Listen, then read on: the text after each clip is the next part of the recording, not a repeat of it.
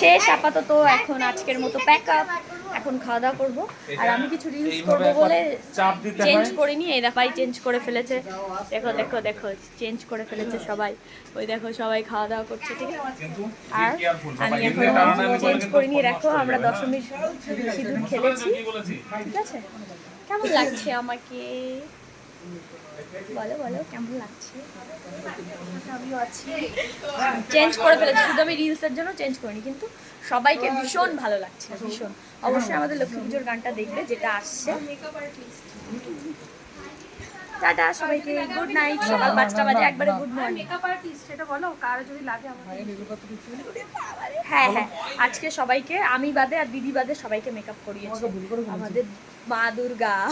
কার যদি লাগে যেন মানে সীমাকার সিস্টেম বল করে যে এটা মা দুর্গা।